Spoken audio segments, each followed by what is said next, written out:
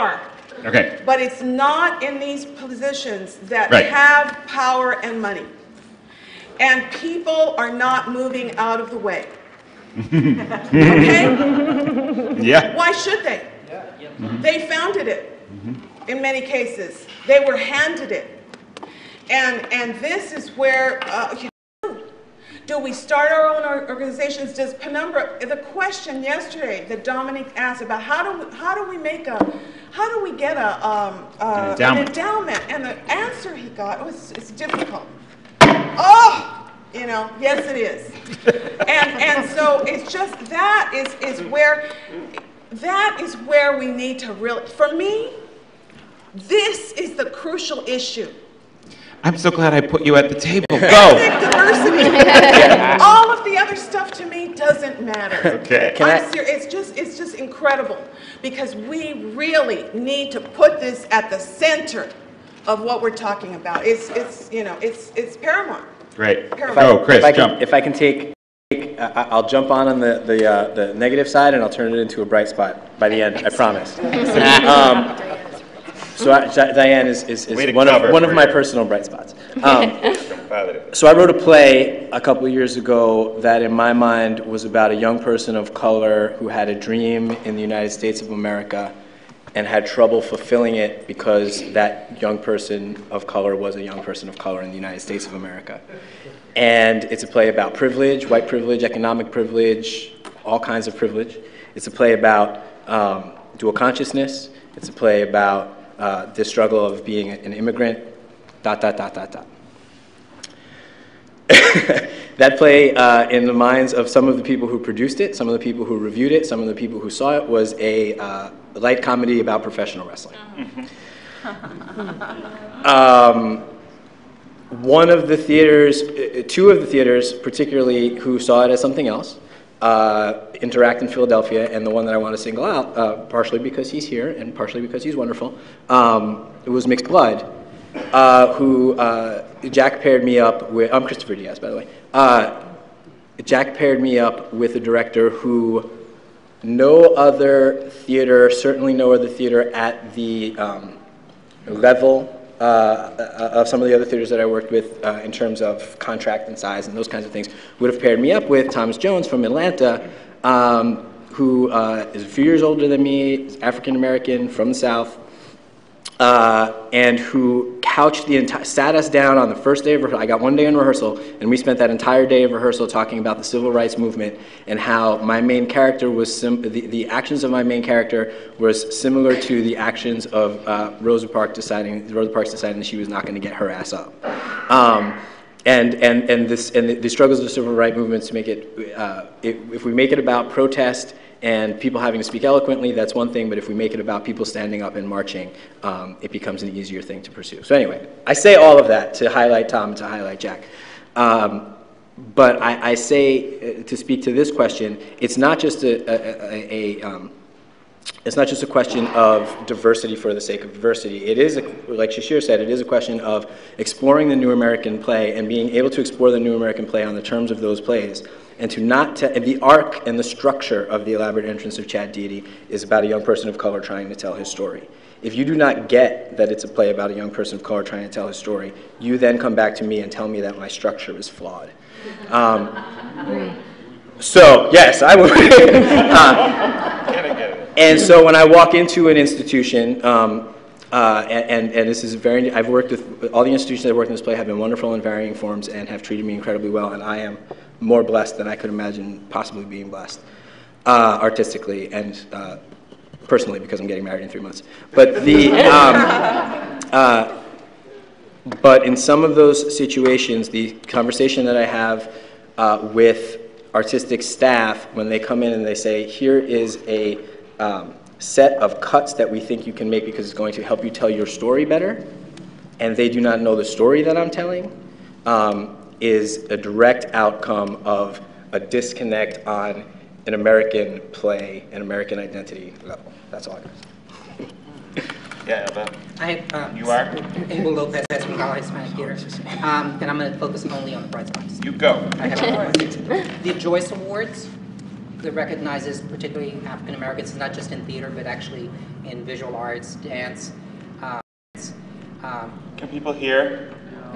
Are you able to speak into that? I can also give you this. The Joyce Awards. Yes.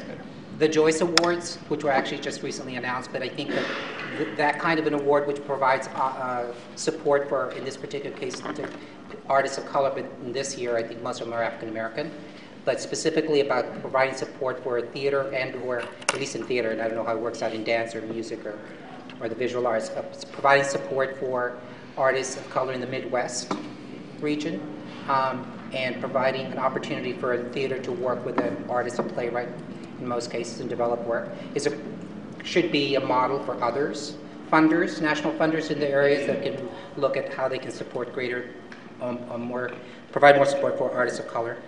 The NPN model, the Creation Fund, which really provides support for, in looking particularly in the aesthetics, some of that work does land in theaters, is presented in theaters, so I think the NPN Creation Fund is continues to be a bright spot. I think the Larks Mexico project, where they're not only supporting artists, playwrights from Mexico, but actually the translations of work of Mexican playwrights is a bright spot and continues to be a bright spot. And you made a bright spot. And you made a bright spot. It could be a model for not just Latin American or Latino playwrights, but of other ethnicities and cultures from around the world. And then with respect to partly to what Diane's comment about leadership, I think the NALEC Leadership Institute, which provides support and for artists and Latino administrators to develop their skills who will eventually be running Latino organizations, is a bright spot because it's not just about the art, it's about learning how to run an organization. Thank you. Who else has bright spots? My name is Haley Finn, and I have a bright spot, which is really about one person, one playwright that I know, Rihanna Yazzie, who was a fellow at the Playwright Center, and she wrote a play called Addie, which is about a Native American woman, and the piece was developed at the Playwright Center. Navajo, at the Playwright Center, and then the Public Theater did 2 workshops of it, and then it was produced by Pangea, and I think it was a wonderful way of collaborating around this play and around this artist. And one of the difficulties she had in Minneapolis, which has a large Native population, is that there aren't many actors to play the parts, and that's been a huge struggle for her. And she actually created a company just recently, the Native Theater Initiative, which is sort of similar to what Rick Shiomi did with Moo Theater Company a while ago, where she's cultivating a new generation of theater artists and actors to be in her plays. Yeah, Aaron. My name's Aaron Jafaris. I'm a playwright from New Haven, Connecticut. And 2 bright spots I'd like to single out in New Haven: Bregamos Community Theater and Collective Consciousness Theater. 2 theaters that are tiny, have very small or no space or no heat in the space, and happen to be run by people of color. The process by which they work is not let's commission or give all the money and resources that we have to an individual artist or ensemble to do whatever you like. We're your playground. You're the but rather figuring out what's going on in New Haven, in the community. For example, there's this huge population of refugees, particularly from Iraq, because of the war that we're in right now, that are in New Haven and that are having a really hard time, harder than refugees in the past because of the economy, finding work and surviving. And so Collective Consciousness sees that happening and sees, okay, we need to talk about this, make a play about this. And so who are the artists who can do this, who can talk about this? And so these organizations, Collective Consciousness and Bregamos, that do things like this, they don't need to be about diversity, like they are diverse, but they're about doing shit that's really, really relevant, connected to a community that is incredibly diverse. To what Aaron just said, I'm Shay Wafer. I want to give a shout out to all of those organizations, particularly African American organizations, and I know there are other culturally specific organizations who fit into this realm, who against great odds have persevered. They're still in existence, like Penumbra, like St. Louis Black Repertory Company, like ETA in Chicago. And these organizations that are not represented in this room, but they are in many ways the training ground for artists that are then fed into the larger institutions around this country.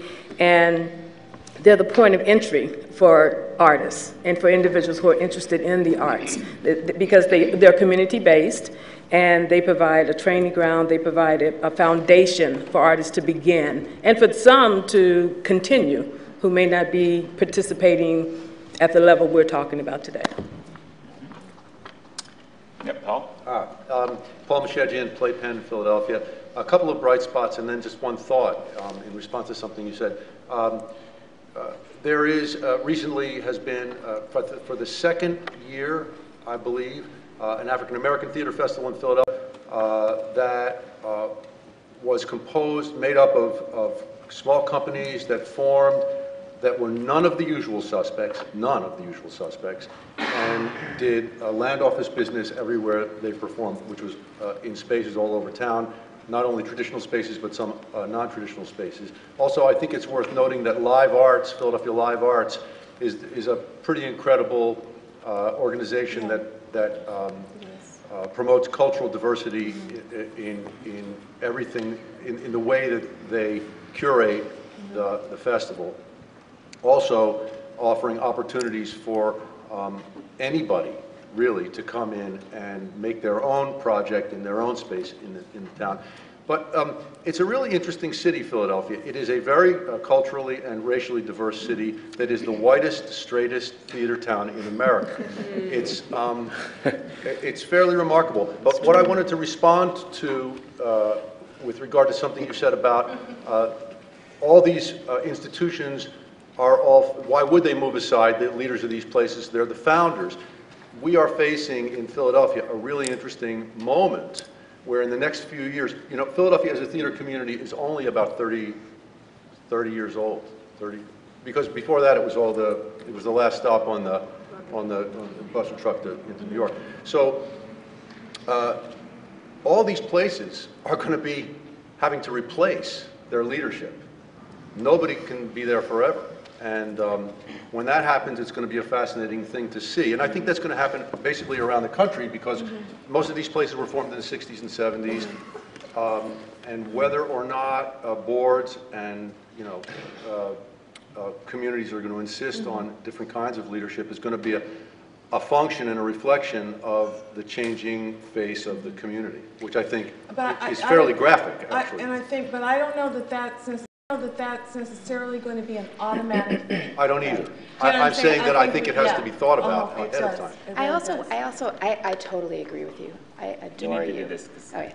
I agree. I said, this is Deborah, I said I adore Diane. I totally agree. I think it's so much bigger than the necessary radical disruption that needs to take place in our large